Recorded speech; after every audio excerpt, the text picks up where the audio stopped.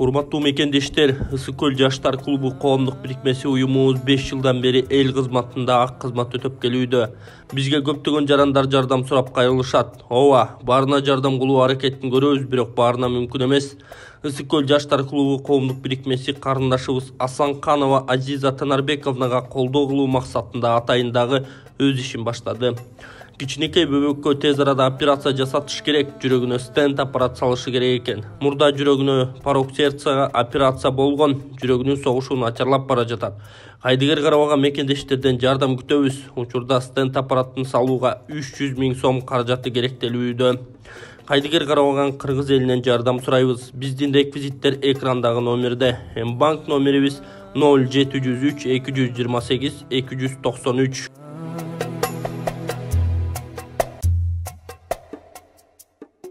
Каймарттан кыйналдыңызбы? Анда сиз бизге байланышыңыз 10 күнүн ичинде Кытайдын элдик дарылоосу менен 100% айыктырып беребиз. 10 күн ушинтип каймартка от жагабыз. От жакканда бет көңдөчөлөрүндөгү сууктар чыгат, гунойлор жыбыйт, пазухалар ачылат. Анан 10-чу күнү биз порошок салабыз.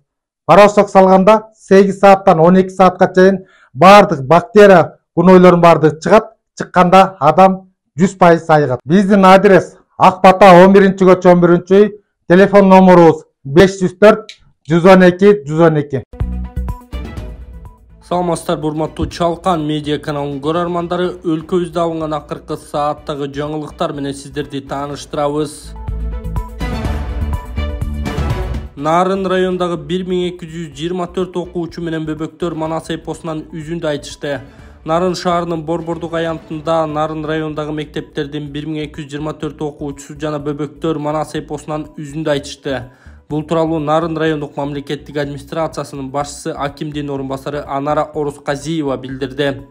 Анын айтымында Нарын районунун орто мектептеринин окуучулары жана бала бакчаларынын тарбиялануучулары Кыргыз Республикасынын президентинин инсандын руханий адеп ахлактык өнүгүүсү жана дене тарбиясы жөнүндө концепциясын жана улуттук нарк жөнүндөгү жарлыктардын алкагында республиканын бардык аймактарында өткөрүлүп жаткан ураанын Манас кароо сынагына жигердүү катышкан. Депутат Элдар Сулайманов Нарын шаарында агро ишкерлер менен жолугушту. Ата журт Кыргызстан фракциясынан Жогорку Кеңештин депутаты Элдар Сулайманов жарандык идеялар фонду, коомдук фонду жана Нарын фермерлер ассоциациясы коомдук бирикмеси тарабынан Нарын шаарында уюштурулган тегерек столго катышып, агро ишкерлер менен жолугушту. Жолугушууда ишкерлердин көйгөйлөрү жана муктаждыктары талкууланып, аларды чечүү багытында мыйзамдык базаны чыңдоо маселелери көтөрүлгөн. Нарын шаарында жарандык идеялар фонду менен Нарын фермерлер ассоциациясы коомдук бирикмелери уюштурган тегерек столго катышып, агро ишкерлер менен бирге айыл чарба тармагындагы көйгөйлөрдү талкууладык. Тоолуу аймактын шартын жакшы билген ишкерлер айыл чарба тармагын өнүктүрүүдө пайдалуу кеңештер менен түшүндүрүү иштерин абдан маанилүү экенин билдиришти. Мындай пикирлерден кийин айыл чарба министрлигинин кемчилиги ор коюп эле көрүнүп калды.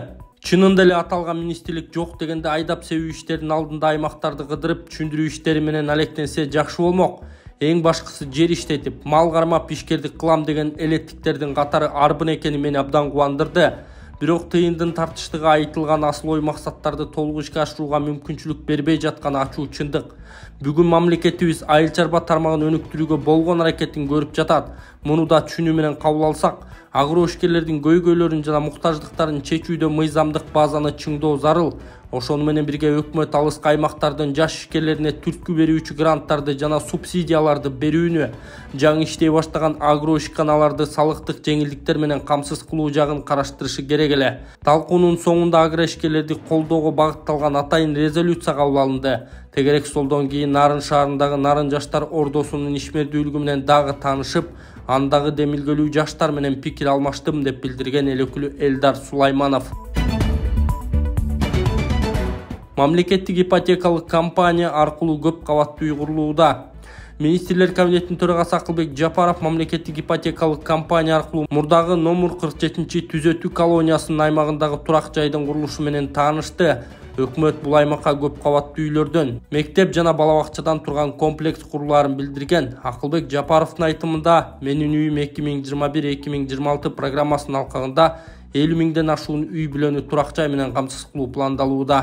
Президент Садыр Жапаров 2 апрелде Бишкек шаарынын сыртына көчүрүлгөн түрмөлөрдүн ордуна көп кабаттуу үйлөр курулуп, ипотекага берилерин Facebook'тагы баракчасына жазган.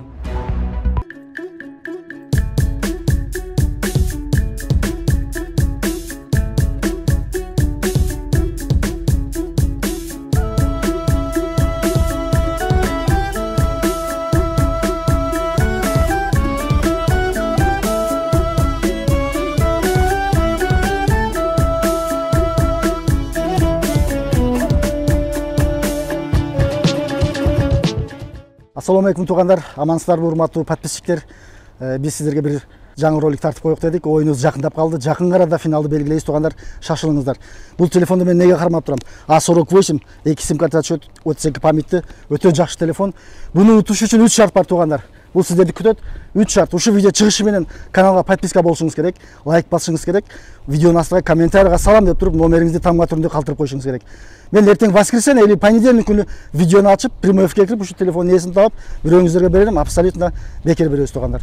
Эми биздин оюнда ушул көрүп турганыңыздардай 5 машина бар. Биздин 5-чи машинабыз кичине кечигип калды, доставкада эле күткөн жокпуз. Машиналар менен бир тааныштырып коеюн. 5-чи Ford машинаны алдыңкы видеодон көрүп алсаңыздар болот. Биздин алдыңкы машина Toyota Avensis тугандар. Toyota Avensis жылы 2007, коробка автомат, объем 1.8, салон кожа, көрүп турганыңыздай зынк машина. Кийинки машинабыз Honda Fit жылы 2003, коробка автомат, бул объем 1.5, күчтүүрөөк машина, объем 1.5. Дискалары кымбат, өтө турушун көрүңүздөр, өзү башкача турат, чөткөй. Бул Fit машинабыз. Үчүнчүбүз дагы Fit, кызыл, объему 1.3, кичине экономичный, жылы 2003, таза, бар жогу таза машиналардын тугандар. 5 машинанын тең состояниясы таза. Бул акыркы машинабыз предпоследний Mazda Demo деп коет, объему 1.6, коробка автомат. Ичи кеңири, Subaru спортивный машинага окшогон. Анан өзүңүздөр көргөндөй 5-чи машинабыз бол доставкада жүрөт. Таанышып алсаңыздар, кийинки обзордон көрсөңүздөр болот. Анан бул машиналардан чектелбестен бизде 120 конвертте 2000 рубльден акчалай приздерибиз бар. Номерди кантип аласыздар? Номер билет алыш үчүн экрандагы номерге Сбербанк уланган чекти жөнөтөбүз. Кыскача атыңызды жазып коесуз, биз сизге бир күндө билет жазып беребиз. Баарыңыздарга ийгилик, ушул машиналарды 1000 рубльгө утуп алыңыздар тугандар.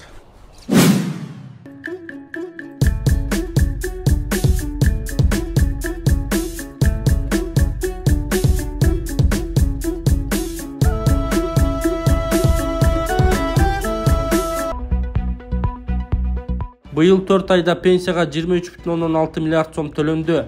2023 жылы январь-апрель айларында пенсия берүүгө 23 миллиард 640 миллион сом каржыланды. Бул тууралуу социалдык фонддон кабарлашты. Бишкек шаары 3 миллиард 751 миллион сом, Чүй облусу 3 миллиард 556 миллион сом, Нарын облусу 1 миллиард 866 миллион сом, Ысык Көл облусу 2 миллиард 147 миллион сом, Талас облусу 986 миллион сом, Ош шаары 841 миллион сом, Ош облусу 4 миллиард 362 миллион сом, Баткен облусу 2 миллиард 0,22 миллион сом, Жалал Абад облусу 4 миллиард 105 миллион сом. Пенсиялардын каржылануусу 2023 жылдын апрель айына 5 миллиард 966 миллион сомду түзгөн. Катуу жаңжал чыкты. Анкарада Орусия менен Украинанын өкүлдөрү мушташа кетишти. Туркиянын борбору Анкара шаарында өтүп жаткан Кара деңиз экономикалык кызматташтык уюмунун парламенттик ассамблеясынын саммитинде Орусия менен Украинанын расмий өкүлдөрү мушташа кетишти. Бул тууралуу айрым маалымат булактары жазып чыгышты. Мушташтын видеосунда жарыялашты. Мушташ Орусия мамлекеттик думасынын депутаты Ольга Тимофеева журналисттерге маалымат берип жатканда чыккан. Ольга Тимофееванын артында өтө калган Украина жогорку радасынын депутаты Александр Мариковский өз өлкөсүнүн желегин булгалап, Украинанын колдоосун өтүнгөн ураан чакырган. Четте көз салып турган Орусия парламентинин эл аралык бөлүмүнүн кызматкери желекти жуулуп алып басып кеткен. Артынан барган Украинанын депутаты Орусиянын өкүлүн муштап жиберген. Пирназаров финансы рыногун жөнгө салуу кызматынын төрагасы болду. Марат Пирназаров экономика жана коммерция министрлигине караштуу финансы рыногун жөнгө салуу жана көзөмөлдөө кызматынын төрагасы болуп тайындалды. Тиешелүү тескемеге министрлер кабинетинин төрагасы Акылбек Жапаров кол койду. Маалыматтарга караганда Марат Пирназаров каржы рыногун жөнгө салуучу органдарда иштеп келген. 2020 жылы Унаа мамлекеттик ишканасын жетектеген. 2021 жылдын май айынан бери мамлекеттик каржы көзөмөлөө органынын жетекчисинин орун басары болуп иштеген. Бишкекте өлбөс полк жүрүшү өтөт. Бишкекте 9 майда Улуу Ата мекендик согуштагы жеңиштин 78 жылдыгы белгиленет. Шаар мэриясынын маалымат кызматы иш-чаранын программасын жарыялады. Анда жеңиш аянтында 1941-1945 жылдардагы Улуу Ата мекендик согуштагы жеңиштин 78 жылдыгына арналган митинг реквием өтөт. Саат 10:00-дө Түштүк Дарбазадан Өлбөс полк Кыргызстан акциясы башталат. Марштын катышуучулары Түштүк Дарбаза, Абдрахманов, Фрунзе көчөлөрү жеңиш аянты багыты менен жүрүшөт. Акцияны Өлбөс полк Кыргызстан кыймылы, Коргоо министрлиги жана Бишкек шаарынын мэриясы уюштурат. Мэрия шаар тургундарын ардагер жакындарынын сүрөттөрү менен жүрүшкө чыгууга чакырат. Борбордун райондорунда да иш-чаралар өтөт. 8 майда саат 10:00-дө Жаш гвардия бульварында жайгашкан Баатырлар аллеясында курман болгон жоокерлердин эстелигине митинг реквием болуп, гүл чамбар коюлат. 9 майда Ленин район башчысы ардагерлерди зыярат кылат. 9 майда саат 18:00-дө Ынтымак 2 сейил багында жеңиш ырлары аттуу концерт өтөт. 1 майдан 5 майга чейин номер 29 спорт комплексинин базасында жеңиш күнүн майрамдоого арналган Жеңиш кубогу жылдык спорттук турнири өткөрүлөт.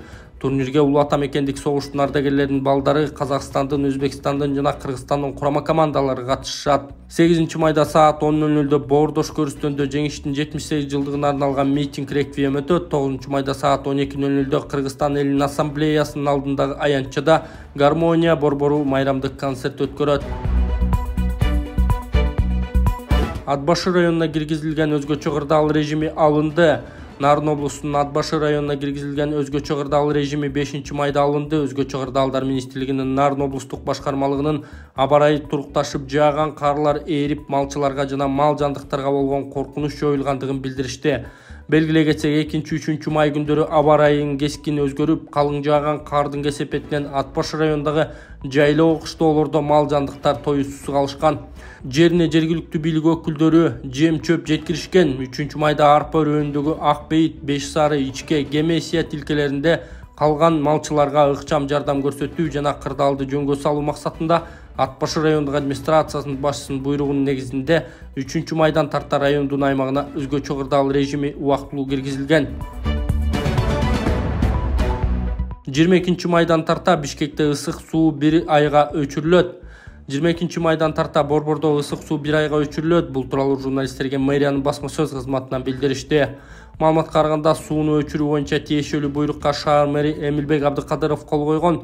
Жылуулук тармактарын жана жылуулук керектөө системаларын жылытуу мезгилине сапаттуу жана өз убагында даярдоо максатында жыл сайын профилактикалык иштерди жүргүзүү үчүн өчүрүүлөр жүргүзүлөт деп белгилешти муниципалитеттен.